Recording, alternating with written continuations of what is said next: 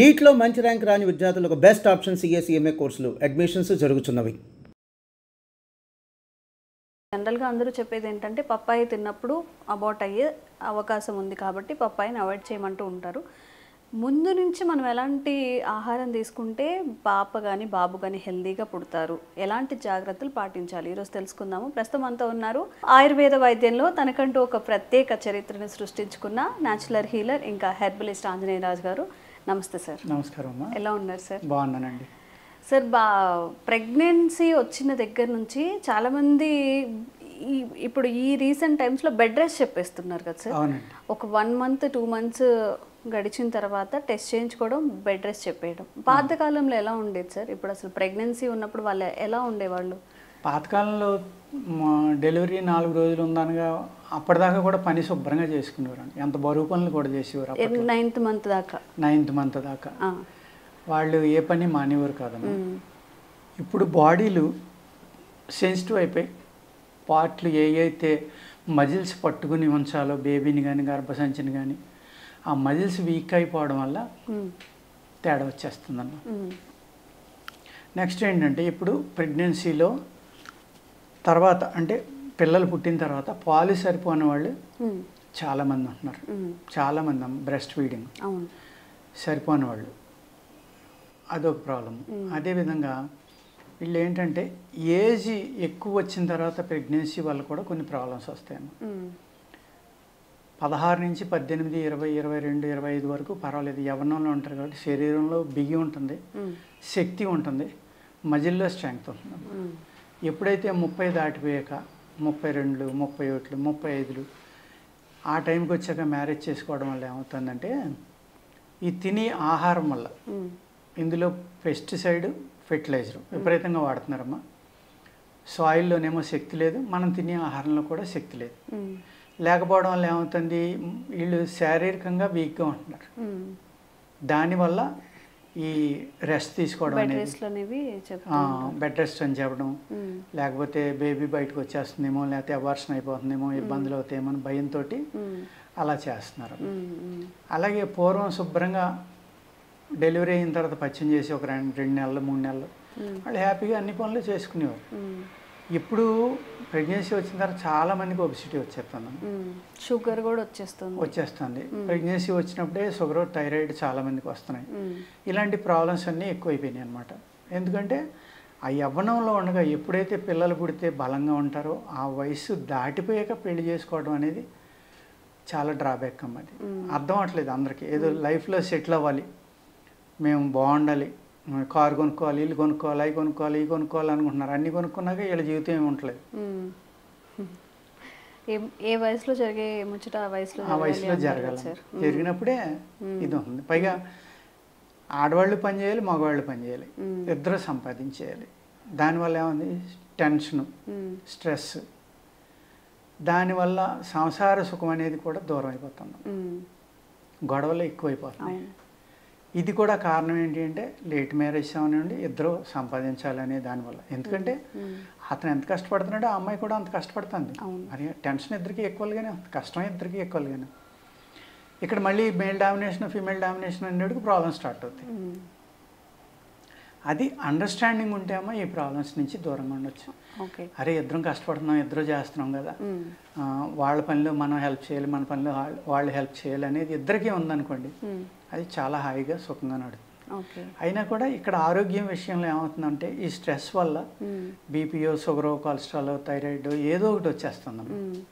రావడం వల్ల ఏమవుతుందంటే దానివల్ల మందులు మింగటం, ఆ మందుల వల్ల స్ట్రెస్ ఇంకా పెరిగిపోవడం, అదేవిధంగా మన తాగుతుకు మించిన వెహికల్స్ కానీ ఇళ్ళు కానీ కొనేయడం, పక్కోళ్ళు కొన్నారని మనం కొనటం, ఈ స్థిమితం ఏదైతే ప్రశాంతత ఉన్నదో ఆ ప్రశాంతత కోల్పోవడం వల్ల కూడా ఈ బేబీ మీద, ప్రెగ్నెన్సీ మీద చాలా ఎఫెక్ట్ పడుతుంది. చాలా ఎఫెక్ట్ పడుతుంది. అసలు ఎలా ఉండాలి సార్, ఎంత జాగ్రత్తగా? తల్లి పూర్వం ఏం చేసేవారంటేనమ్మా, ప్రెగ్నెన్సీ వచ్చింది అనగానే వాళ్ళని మంచి బుక్స్ చదవమనేవారు. మెయిన్ ప్రశాంతంగా ఉండమంటాం, మంచి బుక్స్ చదవమంటాం, దేవుడి పాటలు ఏవైనా వినమంటాం, దేవుడి పాటలు వింటాం. ఇవన్నీ ఎందుకు వినమన్నారు అంటే 3rd month వచ్చిన కాడి నుంచి ఆ బేబీకి అన్నీ వినపడతాయి. బేబీ అన్నీ ఉంటుంది, ఏకసంధాగ్రహాలు. ఎందుకంటే వాళ్ళు సమాధి స్థితిలో ఉంటారు. అద్భుతమైన శక్తి ఉంటుంది ఆ బేబీలో. ఆ బేబీ శక్తి వల్లే ఈ తల్లికి అంత మెరుపు కానీ ఆ పవిత్రత కానీ వస్తుంది. ఈవిడిది కాదు అది. యోగా ప్రకారం, మన యోగశాస్త్ర ప్రకారం, సనాతన ధర్మం ప్రకారం అయితే ఆ బేబీ మన సమాధి స్థితిలో ఉంది కాబట్టి, సమాధి స్థితి అంటే ఒక యోగిక్ స్థితి. ఆ స్థితిలో ఆ శిశువు ఉంది కాబట్టి ఆ కాంతి ఈ తల్లి యొక్క శరీరంలో కాంతి కానీ మెరుపు కానీ ఇవన్నీ. అలాగే వీళ్ళు ఏం చేయాలంటేనమ్మా, ఎవరైతే మొదటి ప్రెగ్నెన్సీలో మిల్క్ సరిపోలేదో వాళ్ళు తెల్ల సోప్ అనేది కొంచెం ఫ్రై చేసుకున్నామా, 5వ నెల 6వ నెల వచ్చిన కానీ కాస్త తింటాం. అదేవిధంగా గోధుమల్ని వేపించుకుని పౌడర్ చేసుకుని నెయ్యిలో పూరి చేసుకోవాలమ్మా, గోధుమ పూరి. దాన్ని పాలల్లో ముంచుకొని తినాలి. పంచదార కలిపిన పాలల్లో ముంచుకుని తినాలి, లేదంటే పానకంలో ముంచుకుని పాలలో ముంచుకు తినచ్చు. పంచదార సిరప్లో కావలసిన పాలు పడతాయమ్మా. బ్రెస్ట్ ఫీడింగ్ తక్కువనే క్వశ్చనే ఉండదు. నా దగ్గరికి ఇలాగే పూర్వం వచ్చారు, ఒక్క డ్రాప్ కూడా లేసారు మొదటి బేబీకి అని. మామూలుగా వాళ్ళు వైద్యానికి వచ్చారు అని చెప్తే ఇలా తినండి అన్నాను. వాళ్ళు ఈ మధ్యకాలంలో వచ్చారమ్మా. ఆ పాపకి 3-4 ఏళ్ళు వచ్చినాయి. అసలు అద్భుతం సార్ మీరు చెప్పింది. అది తిన్నందుకు నాకు నా బేబీకి నా పాలు తప్ప బయట పాలు అవసరం పడలేదు. అంతకు ముందర ఒక చుక్క కూడా లేదు నా దగ్గర. బయట పాలే, ఆవు పాలు అయ్యి వాడుకున్నాం. గోమాత అంటంలో అర్థం అదేనమ్మా. ఎప్పుడైతే శిశువుకి తల్లి పాలు పడలేదో, చాలామంది తల్లులకి పాలు ఉండలేదు, ఉన్న వాళ్ళకేమో శిశువుకి పట్టలేదు. ఒక 30-40% ఏమో పాలు ఉండట్లేదమ్మా. ఒక 20-30% మళ్ళీ ఉన్న వాళ్ళకేమో ఈ శిశువుకి పడట్లేదు. వాళ్ళ నేచర్కి తల్లిపాలు అనే పట్ల ఇండైజెషను, ఎలర్జీస్, వామిటింగ్స్, మోషన్స్ ఇవన్నీ వస్తున్నాయి. అందుకు తల్లిపాలు పడవు కాబట్టి డబ్బా పాలు పట్టమంటున్నారు. ఏ రకరకాలు వచ్చినాయి కదా పౌడర్స్. దాని బదులు ఇన్స్టెంట్గా కలిపేసి వేడి నీళ్ళలో కలిపి పడుతున్నారమ్మా. అది మళ్ళీ అడ్జస్ట్ అవ్వడానికి మళ్ళీ వీళ్ళకి ఒక 1 నెల, 2 నెలలు, 3 నెలలు పట్టడం. ఈ లోపల బేబీకి అనేక రకాల అనారోగ్యాలు. వాటి బదులు న్యాచురల్గా ఎండలో తిరుగుతా న్యాచురల్గా గడ్డది తిన్న ఆవు పాలు పట్టుకుంటే అమ్మా, ఈ తల్లి పాలల్లో ఉన్న గుణాలన్నీ కూడా ఆవు పాలలో ఉంటాయి. అందుకనే గోమాత అన్నారు ఆవుని. శిశువులకి ఎప్పుడైతే పాలు పడలేదో, పూర్వం ఎవరి ఇళ్లలో ఆవులు ఉన్నాయో వాళ్ళ ఇంటికి వెళ్ళి, అమ్మ మా పాపకు పాలు లేవు, మా చిన్నపిల్లకి చంటిబిడ్డకు పాలు లేవు అంటే పాపం వాళ్ళు రోజు వాళ్ళ కోసం తీసి పక్కన పెట్టి వాళ్ళకి సరిపడి ఇచ్చేవారు. పల్లెటూరులో అంత అండర్స్టాండింగ్ ఉండేదమ్మ. వాళ్ళు ఎప్పుడు వస్తారా, రాకపోతే వీళ్ళు బాధపడేవారు, ఇచ్చేవాళ్ళు. ఇప్పుడైతే అమ్ముకుందామని చూస్తారు. అంటే ఆలోచన సరళి కూడా ఎంత మారిపోయిందో. ఆ రిలేషన్ అనేది, స్వార్థం పెరిగిపోవడం, అన్నీ డబ్బుతోటే కొలవడం. ఏ మనిషి అయినా పరిచయం అయితే వీడి వల్ల మనకి ఎంత ఉపయోగం, లేకపోతే వీళ్ళ వల్ల మనకి ఎంత ఉపయోగం, రేపొద్దున ఫ్యూచర్లో ఏ విధంగా ఉపయోగపడతారనే ఆలోచన తప్ప ఒక ఆత్మీయంగా మాట్లాడడం కానీ, ప్రేమగా మాట్లాడడం కానీ ఇవన్నీ దూరం అయిపోయినాయి. ఆ దూరం అయిపోవడం అనేదే ప్రెగ్నెన్సీలో కూడా ఏమవుతుందమ్మా, తల్లి యొక్క సహకారం కానీ, ప్రేమించే కుటుంబ సభ్యుల మధ్య పెరగటం కానీ తల్లికి చాలా ఇంపార్టెంట్ ప్రెగ్నెన్సీ టైంలో. వీళ్ళు సిటీలకు వచ్చేసి ఉద్యోగాలని ఒక్కొక్కళ్ళు ఉంటాం. భర్త ఉద్యోగానికి వెళ్తే ఈ అమ్మాయి ఒకటే ఉంటాం, లేకపోతే ఆఫీస్కి వెళ్ళి ఈ అమ్మాయి కూడా కష్టపడి రావడం, వచ్చాక కలిసిపోయి ఆ ఇద్దరు చెరువు పక్కకి పడుకోవడం. ఎప్పుడైతే వాళ్ళకి మానసికమైన ప్రశాంతత లేదో అప్పుడు ఆ బేబీ కూడా అదే లక్షణాలతో పుడుతున్నాం. బేబీ టానిక్ అని పూర్వం తల్లికి గర్భిణీ స్త్రీ టానిక్ అని ఆయుర్వేదంలో ఉంది. సింపుల్, వెరీ సింపుల్ అమ్మా, వెరీ ఎఫెక్టివ్. రాచ ఉసిరికాయలు అంటాం కదా, మన పెద్ద ఉసిరి ఆమ్లా అంటాం కదా. ఆమ్లా మంచిది తెచ్చుకున్నామా, దాన్ని జాగ్రత్తగా వాష్ చేసుకుని దానికి చుట్టూరు కట్స్ చేసి 1 గంట ఎంతో ఎండలో వదిలేసి దాన్ని తేనెలో వేసుకోవాలమ్మా. తేనెలో ఊరబెట్టడం అంటమ్మా. అది పాడవదు ఇంకా ఎన్నాళ్ళున్నా. ఒక 20 రోజులు పోయిన తర్వాత ముందరే నానబెట్టి ఉంచుకుని, ఈ ప్రెగ్నెన్సీ అన్ని రోజులు ఉదయం 1 కాయ సాయంత్రం 1 కాయ కనుక తింటే అది గర్భిణీ అమృతం అని పిలవచ్చమ్మా.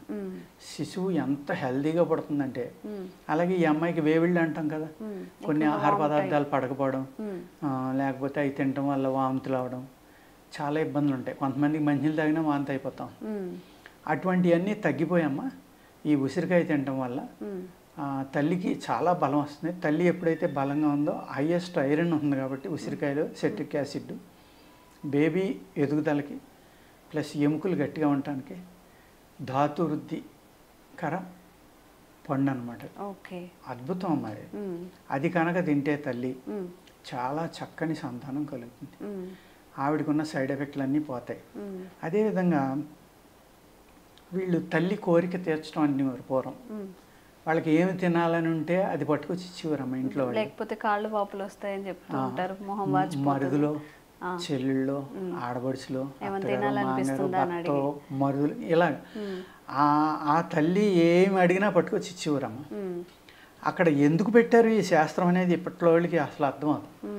అందులో రహస్యం ఏంటంటే ఈ బేబీలో తయారయ్యే అవయవాలకి కావాల్సిన ప్రోటీన్స్ కానీ విటమిన్స్ కానీ తక్కువైతే ఆ రకమైన ఆహారం కావాలని ఆ తల్లి అడుగుతుంది. ఓకే.